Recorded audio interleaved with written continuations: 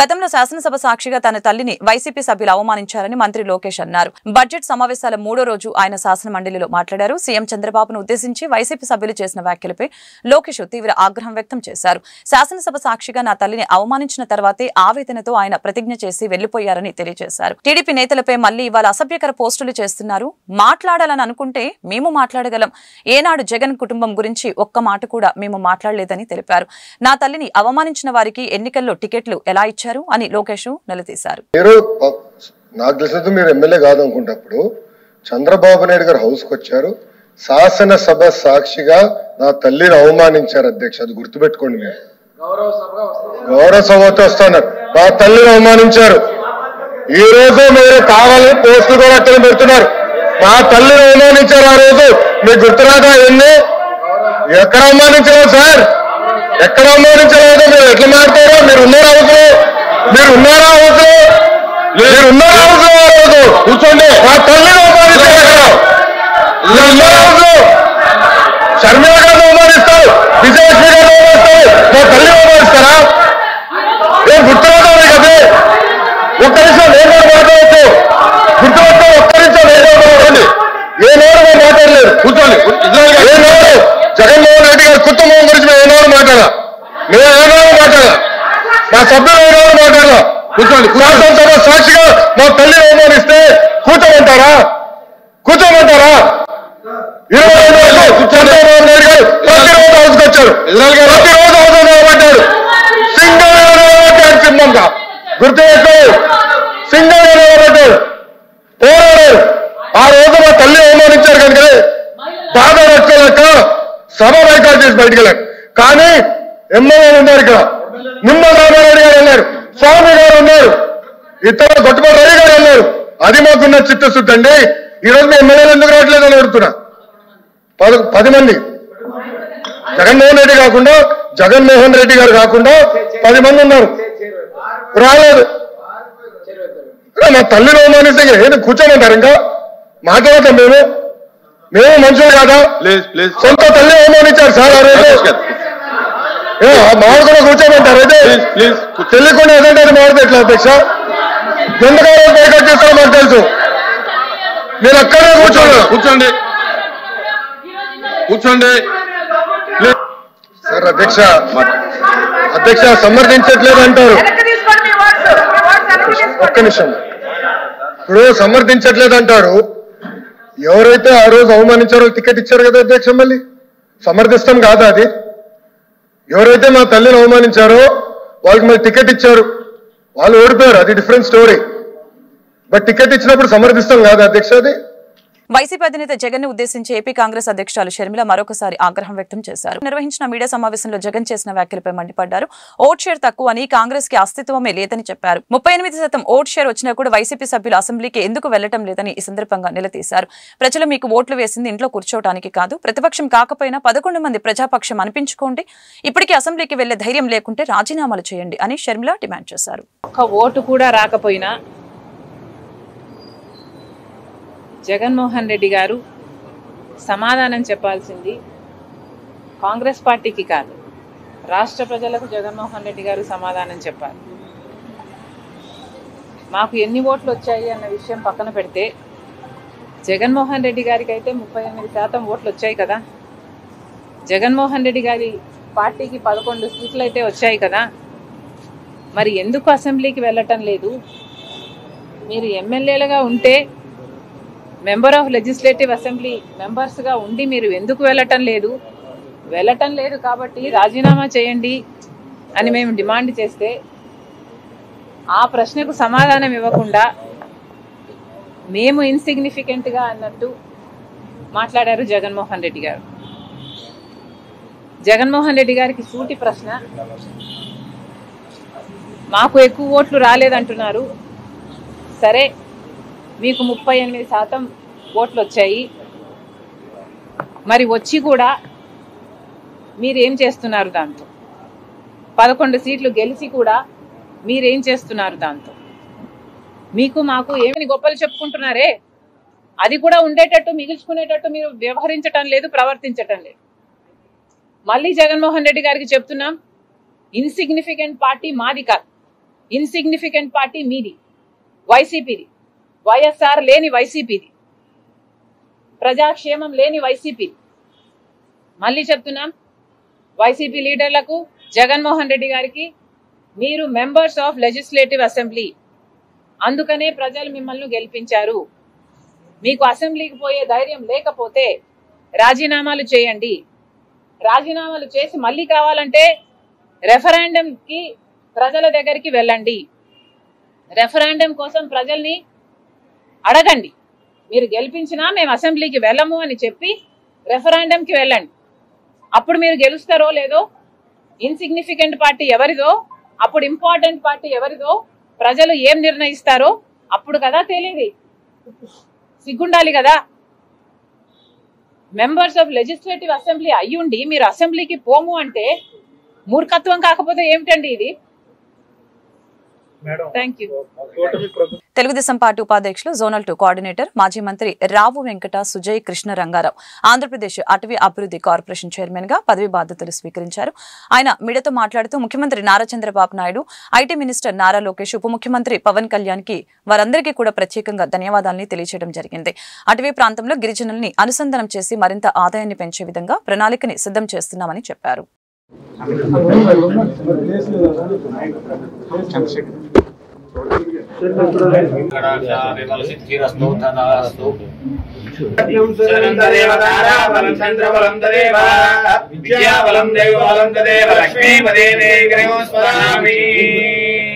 ముహూర్తకాలే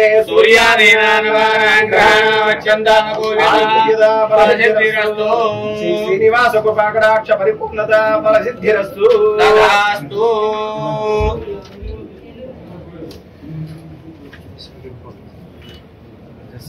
ఈరోజు Andhra Pradesh forest development corporation చైర్మన్గా పదవి బాధ్యతలు స్వీకరించడం జరిగింది.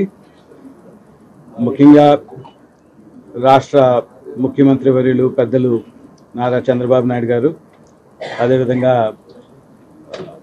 నారా లోకేష్ గారు, వారికి నా ప్రత్యేకమైన ధన్యవాదాలు తెలుపుకుంటున్నాను. ఈ అవకాశం ఇచ్చి బాధ్యత నాకు అప్పచెప్పినందుకు. అదేవిధంగా మరి ఫారెస్ట్ డెవలప్మెంట్ కార్పొరేషన్ కాబట్టి ఇది అటవీ శాఖ కిందకి రావటం జరుగుతుంది కాబట్టి ఉప ముఖ్యమంత్రి గారు పవన్ కళ్యాణ్ గారికి కూడా ప్రత్యేకంగా ధన్యవాదాలు తెలుపుకోవటం జరుగుతుంది. ప్రధానంగా ముఖ్యమంత్రిగా చంద్రబాబు నాయుడు గారు పర్యావరణానికి అత్యంత ప్రాధాన్యత ఇవ్వటం జరుగుతుంది. వారు అనేక సందర్భాల్లో తెలియపరచడం జరిగింది. రాష్ట్రంలో పచ్చదనం ఏదైతే ఉందో దాన్ని పెంపొందించడానికి మరి ప్రజా రాజధాని అనే పేరు పొందిన అమరావతిని కూడా ఒక ప్రత్యేకంగా ఇతర ప్రాంతాలకైనా కనీసం 3 డిగ్రీలు టెంపరేచర్ ప్రకారంగా కూడా తక్కువ ఉండే విధంగా పర్యావరణాన్ని మరి పచ్చదనాన్ని పెంచాలనే ఆలోచన వారు చేయటం జరిగింది. ముఖ్యంగా ఈ కార్పొరేషన్ ఏదైతే అడవి ప్రాంతం ఉందో ఆ ప్రాంతానికి సంబంధించి గిరిజనులు ఎక్కువగా ఉన్నారో వారందరినీ కూడా భాగస్వామ్యం చేసి మరి ఎక్కువ ఆదాయం వచ్చే విధంగా పంటలు పండించడం అవనండి, లేకపోతే హిందూ ధర్మ పరిరక్షణ కోసం కార్తీక మాసం సందర్భంగా భారత ప్రధాని నరేంద్ర మోదీ స్ఫూర్తితో ఉప ముఖ్యమంత్రి కొనిదెల పవన్ కళ్యాణ్ ని ఆదర్శంగా తీసుకుని అర్చకులు పరాశరం కేశవాచార్యులు ఆధ్వర్యంలో మంగళగిరికి చెందిన జొన్నాదుల బాలాజీ అనే శివభక్తుడు నవంబర్ 1 నుంచి నవంబర్ 21 వరకు 21 రోజుల ఉపవాస దీక్ష చేపట్టారు. ఈ సందర్భంగా మంగళగిరి శ్రీ గంగా బ్రహ్మరాంబ సమేత మల్లేశ్వర స్వామివారి దేవస్థానంలో జొన్నాదుల బాలాజీ శంఖారావాన్ని పూరించి స్వామివారికి ప్రత్యేక పూజల్ని నిర్వహించారు.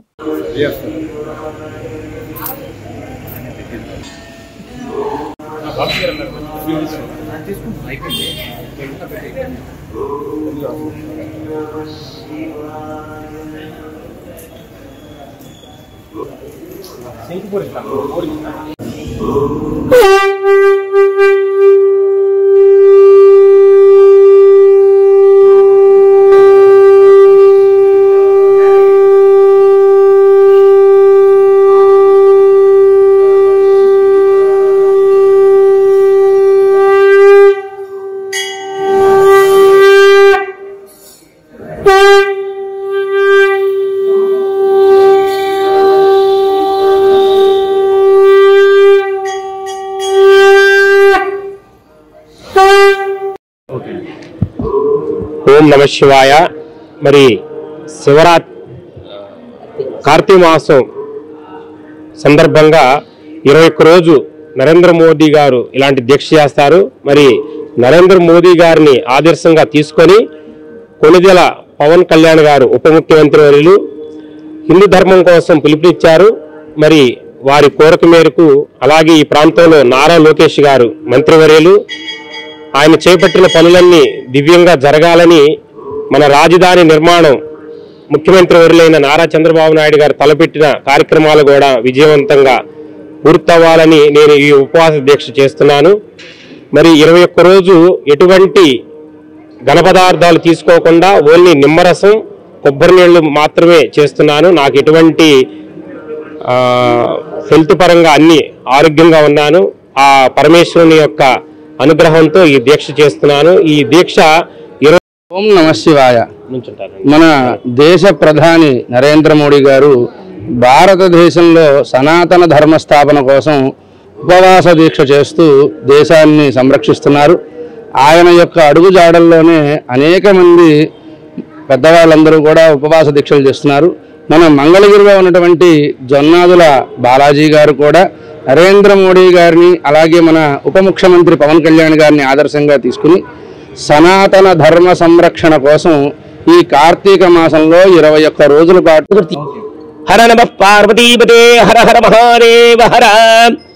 కార్తీక మాస శుభాకాంక్షలతో సర్వ ప్రజానీకానికి తెలియచేయటం ఏమనగా ఈ సంవత్సరంలో కార్తీక మాసంలో మనకి అనేక కార్తీక మాసంలో శుభాకాంక్షలకు ఇష్టమైన శుభదినం చెప్పబడుతుంది.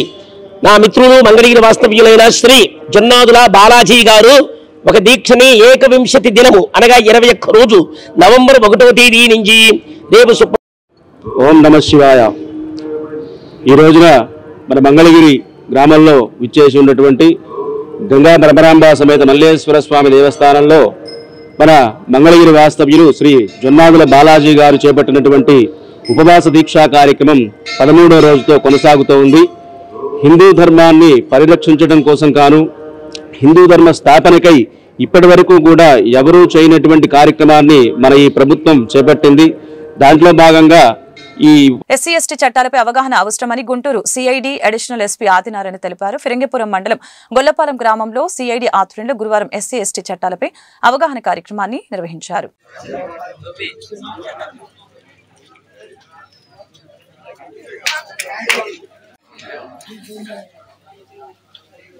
కార్యక్రమం ప్రారంభించామనిస్తున్నామండి.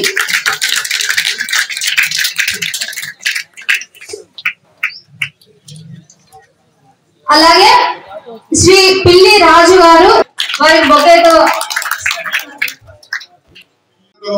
చట్టం లేకపోతే పౌర హక్కుల పరిరక్షణ చట్టంలో కట్టబడినటువంటి శిక్షలు తక్కువగా ఉన్నాయి అని చెప్పి మనకి 1989వ సంవత్సరంలో ఈ SC ST atrocities prevention act అనేటువంటిది మనకి పార్లమెంట్ లో పెట్టడం, పార్లమెంట్ ఆమోదం చేయడం 1989 సంవత్సరం నుంచి కూడా అది అమలులోకి వచ్చిందనమాట. అప్పటి నుంచి కూడా పీసీఆర్ యాక్ట్ ఉన్నది. అదేవిధంగా ఈ SC ST prevention atrocities act అది కూడా మనం అమలు చేయడం జరుగుతుంది అన్నమాట. అందులో ముఖ్యంగా ఏంటంటే ఈ ఎస్సీ ఎస్టీ వర్గాల మీద జరుగుతుండేటువంటి అత్యాచారాలు, చాలా రకాలైనటువంటి అత్యాచారాలు అవన్నీ కూడా సెక్షన్ 3లో చెప్పబడ్డాయి అన్నమాట. వాటి మీద ఎవరైనా చేసినట్లయితే వాటి ప్రకారంగా ఈ మనం ఎస్సీ ఎస్టీ ప్రివెన్షన్ యాక్ట్ ప్రకారంగా చర్య తీసుకోవడం, అందులో కొన్ని కఠినమైనటువంటి నిబంధనలు కూడా పెట్టారు.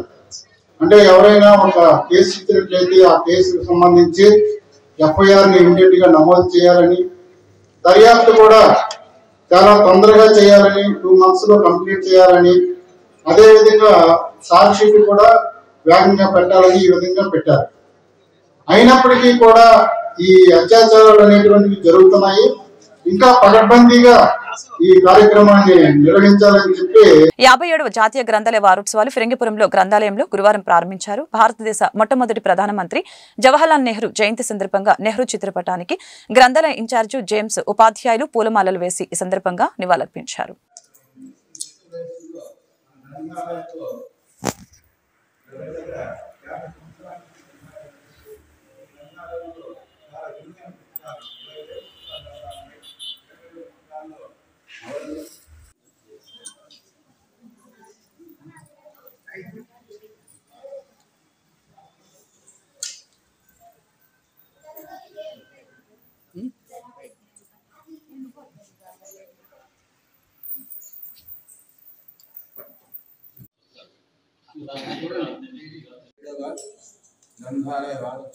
ఇప్పుడే గాడి చేసింది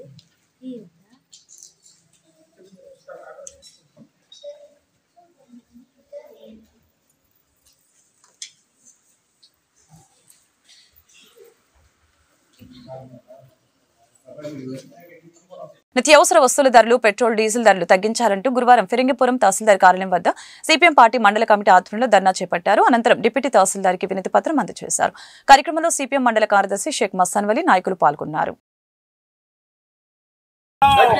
అరికట్టాలి మహిళలపై అత్యాచారాలను, అరికట్టాలి మహిళలపై అత్యాచారాలను, అరికట్టాలి మహిళలపై అత్యాచారాలను, కొనుగోలు చేయాలి 10,000 రూపాయలకు పత్తి కొనుగోలును రద్దు, కొనుగోలు చేయాలి కింటా 10,000 రూపాయలకు పత్తిని కొనుగోలు చేయాలి, కింటా పత్తి 10,000 రూపాయలకు కొనుగోలు చేయాలి. వర్ధిల్లాలి భారత కమ్యూనిస్ట్ పార్టీ మార్క్సిస్ట్, వర్ధిల్లాలి భారత కమ్యూనిస్ట్ పార్టీ మార్క్సిస్ట్, వర్ధిల్లాలి భారత కమ్యూనిస్ట్ పార్టీ మార్క్సిస్ట్, అమలు చేయాలి ప్రభుత్వ ప్రకటించిన సూపర్ 6 పథకాలను, అమలు చేయాలి సూపర్ 6 పథకాలను, అమలు చేయాలి రైతులకు పంటల బీమా పథకాన్ని, అమలు చేయాలి రైతులకు పంటల బీమా పథకాన్ని, అమలు చేయాలి స్వామినాథన్ కమిషన్ సిఫార్సులను వెంటనే అమలు చేయాలి, స్వామినాథన్ కమిషన్ సిఫార్సులు వెంటనే అమలు చేయాలి, అన్నదాత సుఖీభావ పథకాన్ని వెంటనే అమలు చేయాలి, అన్నదాత సుఖీభావ పథకాన్ని వెంటనే వర్ధిల్లాలి భారత కమ్యూనిస్ట్ పార్టీ మార్క్సిస్ట్, రద్దు చేయాలి ట్రూ ఆఫ్ ఛార్జీలను, రద్దు చేయాలి ట్రూ ఆఫ్ ఛార్జీలను, రద్దు చేయాలి ట్రూ ఆఫ్ ఛార్జీలను, అరికట్టాలి మహిళలపై జరుగుతున్న అత్యాచారాలను, అరికట్టాలి మహిళలపై జరుగుతున్న అత్యాచారాలను, అరికట్టాలి మహిళలపై అత్యాచారాలను, తగ్గించాలి నిత్యావసర వస్తువుల రేట్లను, తగ్గించాలి నిత్యావసర వస్తువుల రేట్లను, తగ్గించాలి నిత్యావసర రేట్లను, అరికట్టాలి మహిళలపై అత్యాచారాలను, అరికట్టాలి మహిళలపై అత్యాచారాలను, రద్దు చేయాలి విద్యుత్ ట్రూ ఆఫ్ ఛార్జీలను, రద్దు చేయాలి విద్యుత్ ట్రూ ఆఫ్ ఛార్జీలను, రద్దు చేయాలి విద్యుత్ ట్రూ ఆఫ్ ఛార్జీలను, కొనుగోలు చేయాలి కింటా పత్తి 10,000 రూపాయలకు కొనుగోలు చేయాలి, 10,000 రూపాయలకు కింటా పత్తిని 10,000 రూపాయలకు కొనుగోలు చేయాలి.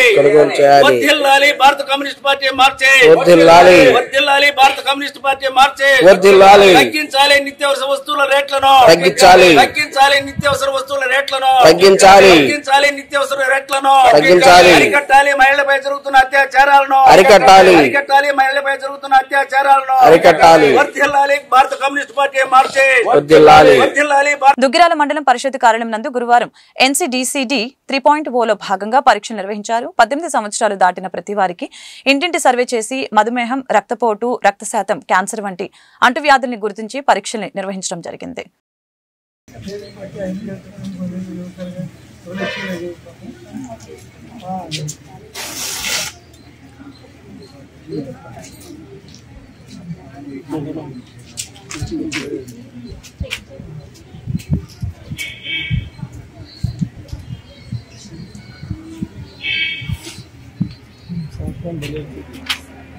లాంచ్ చేస్తుంది అనమాట. సో ఇది ప్రోగ్రాము NCDCD 3.0 అనే ప్రోగ్రామ్ అనమాట. దీనికి మనం ముఖ్యంగా అంటు వ్యాధులు, అంటకుండా సోకే వ్యాధుల గురించి ఈ సర్వే చేయడం జరుగుతుంది.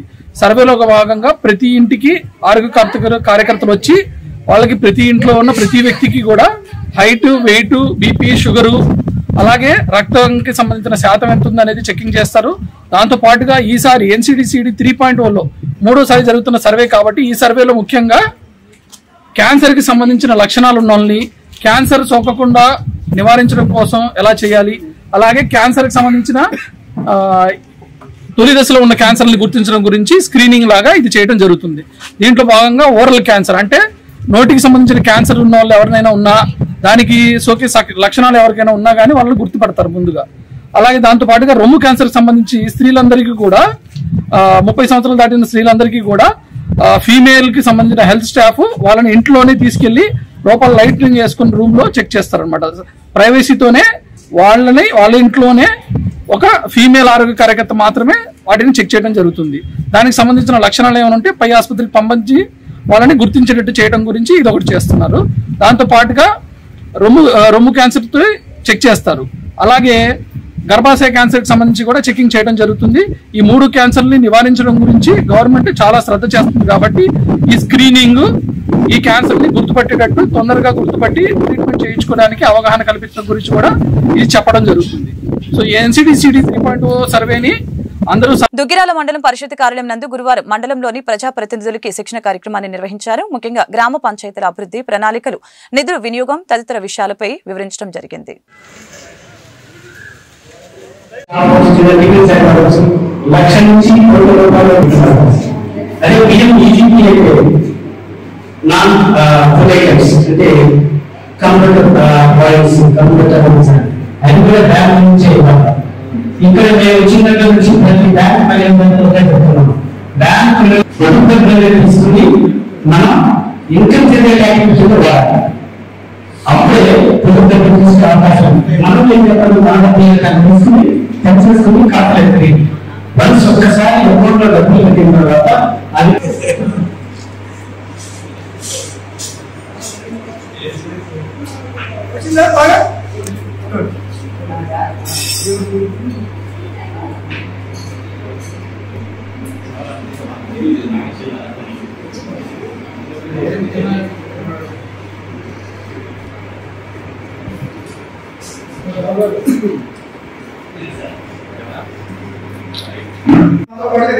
చేయాలి.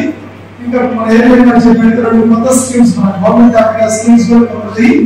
ఎందుకంటే దానివల్ల మనకి ఎక్కువగా సబ్సిడీ వచ్చే అవకాశాలు ఎక్కువ ఉన్నాయి. కాబట్టి మన కూలినటువంటి మన మెయిన్ నాయకులు కానీ మన మిగతా గ్రూపులు కానీ ఎంకరేజ్ చేసి మన బ్యాంక్ ద్వారా ఎక్కువ లోన్స్ తీసుకోవాలి. మనం స్వతహాగా మన గౌరవ ముఖ్యమంత్రి గారు చెప్పినట్టుగా ఇంతకుముందు 1,00,000 రూపాయలు ఉండేది మనకి. అప్పుడు అంటే ఓన్లీ మెంటల్ ప్రైజెస్ అంటే ఓన్లీ మన యొక్క మహిళలే సుఖేణ సమృద్ధిగా సాధించి 10,000గా సాధించాల్సింది. మంత్రి లక్షలో సాధించాలి అనేది మన గౌరవ ముఖ్యమంత్రి ఉద్దేశం. ఎందుకంటే మా ఏకానికి ఆ గృహంలో తీసుకొని మా ఇంటి ఖర్చులకి, పిల్లల చదువులకి, మిగతా వగైరా వాళ్ళకి ఖర్చు పెట్టుకున్నాం. అనేది దాన్ని ఏ విధంగా మనం చిన్న బిజినెస్ పెట్టి మనం దాని విధంగా మనం విస్తరణ చేయాలనేది గుంటూరు జిల్లా మంగళగిరి కాజా పరిధిలోని జేమ్స్ పబ్లిక్ స్కూల్ నందు గురువారం బాలల దినోత్సవ వేడుకలు ఘనంగా జరిగాయి. కార్యక్రమానికి ముఖ్య అతిథిగా శ్రీనాథ కవి సార్వభౌముల వారి వంశంలో 13వ తరానికి చెందిన పండితులు, బహుముఖ ప్రజ్ఞశాలి, శాసన పరిశోధకులు అయిన కావూరి శ్రీనివాస్ హాజరై విద్యార్థులని ఆశీర్వదించడం జరిగింది.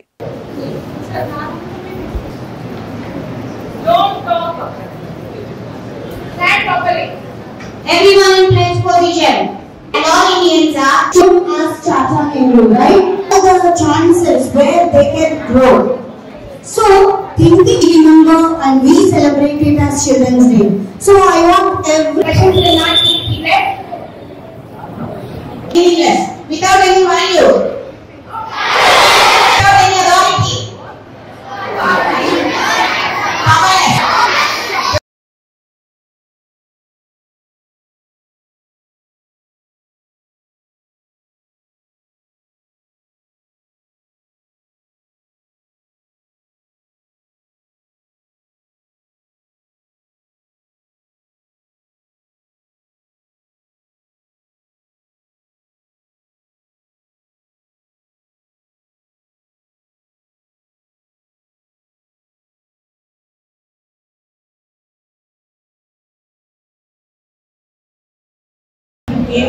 Last night and then was నమస్కారం. ఈరోజు శుభ మధ్యాహ్నం. నా జన్మ ధన్యం, మమ జన్మ ధన్యతః. జెమ్స్ స్కూల్ వారి ఆధ్వర్యంలో పిల్లల ఇది ఉత్సవాలు జరుగుతున్నాయి. ఇది మన పండిత్ జవహర్లాల్ నెహ్రూ గారి జన్మదిన సందర్భంగా ఈ బాలల దినోత్సవ సందర్భంలో నాకు అవకాశం కల్పించారు ప్రిన్సిపాల్ గారు. వారికి నా ధన్యవాదాలు. అయితే తెలుగు సాహిత్యంలో చక్కటి విద్యను అందిస్తున్న ఈ జెమ్స్ స్కూల్ సిబ్బందికి, ప్రిన్సిపాల్ గారికి, మేనేజర్ గారికి, ప్రతి ఒక్కరికి పేరు పేరున నా యొక్క ధన్యవాదాలు. ఇంతటి గొప్ప ఘన కార్యాలు చేస్తూ ముందు భవిష్యత్ తరాలకి ఈ యొక్క సంస్థ, విద్యా సంస్థ పిల్లల్ని వెలుగులోకి తీసుకొస్తుందని నేను భావిస్తున్నాను. అయితే మా జన్మ ధన్యం ఈరోజు ఈ అవకాశం నాకు కల్పించినందుకు. అయితే తెలుగు సాహిత్యాల్లో పేరుగాంచిన శ్రీనాథ కవిసార్వముడి యొక్క వంశీకులం మేము. 13వ తరం వారసుని. వారు వాడిన వస్తువులు కూడా ఇప్పటికీ ఉన్నాయి. నేను ప్రభుత్వ పురావస్తు శాఖలో పరిశోధనాధికారిగా పనిచేయడం జరిగింది ఉమ్మడి దాంట్లో. తర్వాత తెలంగాణలో అంటే నేను పుట్టింది మన అంతా ఆంధ్ర వాళ్ళమే, కానీ తెలంగాణలో నేను ఒక్కని పుట్టడం వల్ల ఈ టూరిజం శాఖలో పనిచేసి ప్రపంచానికి ప్రజలకి ప్రభుత్వాలకి తెలియని దాదాపు 12 దేవస్థానాలు వెలుగులోకి తేవడం అంటే నా గురించి నేను చెప్పుకోకూడదు, ఇది వాస్తవం, తెలియాలి. ఛానల్ వారికి కూడా ప్రత్యేక ధన్యవాదాలు తెలుపుకుంటున్నాను. ఈ అవకాశం దుగ్గిరాల కొత్తలాకుల వద్ద ఉన్న శ్రీ మణికంఠ అయ్యప్ప స్వామి ఆలయం నందు బుధవారం సాయంత్రం పడిపూజ మహోత్సవం అంగరంగ వైభవంగా జరిగింది. గ్రామానికి చెందిన అల్లాడి రాంబాబు స్వామి 18వ పడి కొబ్బరి మొక్క పూజ కార్యక్రమంలో భాగంగా స్వామివారికి పంచామృత అభిషేకాలు, కొబ్బరి మొక్క పూజ వంటి కార్యక్రమాల్ని గురుస్వామి కె వెంకట వీర రాజశర్మ వేద మంత్రాల నడుమ జరిపించారు. అనంతరం గురుస్వాములకి సన్మాన కార్యక్రమాన్ని నిర్వహించారు.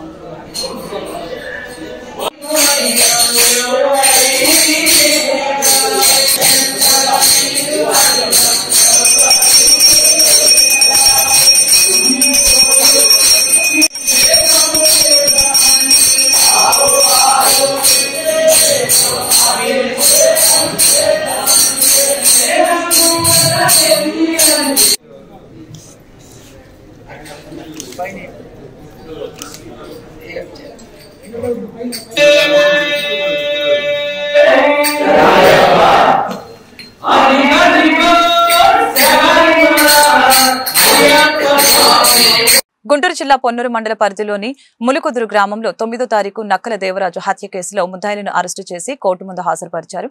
అనంతరం తెనాలి డీఎస్పీ జనార్దన్ రావు మీడియాతో మాట్లాడారు.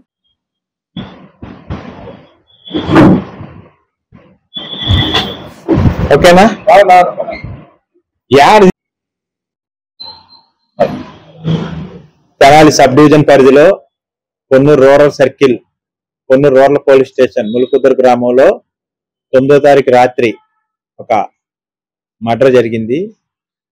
ఇందులో చనిపోయిన వ్యక్తి పేరు దేవరాజు. ఇతను ములుకుదురు గ్రామంలో ఏపీఎస్పీడీసీఎల్లో మీటర్ రీడింగ్ తీసే ఉద్యోగిగా పనిచేస్తున్నాడు.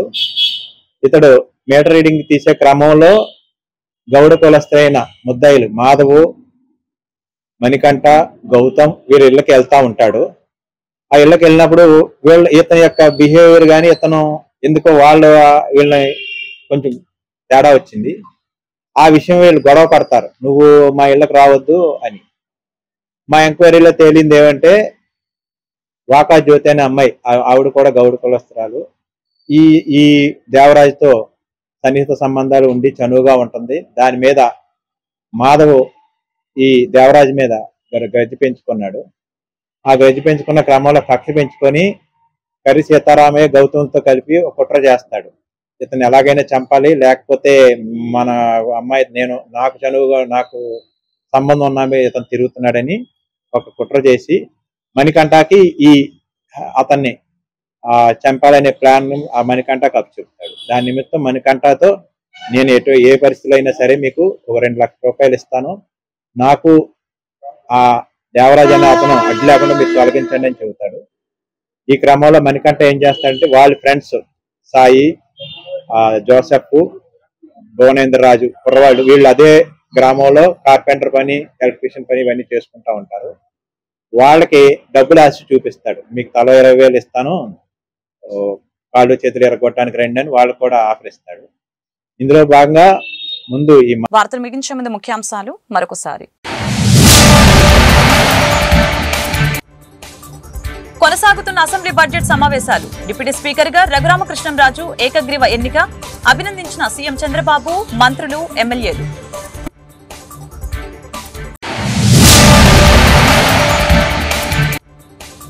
అసెంబ్లీ సాక్షిగా నా తల్లిని అవమానించారు. టీడీపీ నేతలపై అసభ్యకర పోస్టులు పెడుతున్నారు. జగన్ అసెంబ్లీకి ఎందుకు రావటం లేదు? మంత్రి లోకేష్ వ్యాఖ్యలు.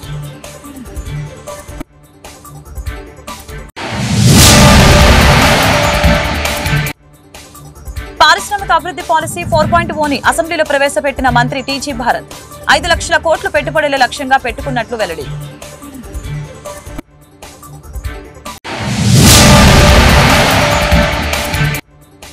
ప్రశ్నించే గొంతును నొక్కేయాలని ప్రభుత్వం ప్రయత్నిస్తోంది. శాసన మండలిలో మాట్లాడుతుంటే మంత్రులు పదే అడ్డు తగులుతున్నారు. వైసీపీ ఎమ్మెల్సీల ఆగ్రహం.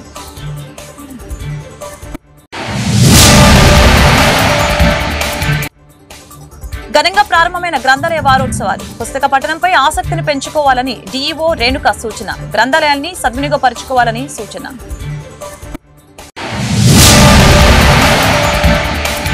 గుంటూరులో వైభవంగా సాగిన జాతీయ బాలల దినోత్సవ వేడుకలు. నెహ్రూ జీవితాన్ని యువత ఆదర్శంగా తీసుకోవాలని ప్రముఖుల సూచన. ఆకట్టుకున్న చిన్నారుల సాంస్కృతిక కార్యక్రమాలు.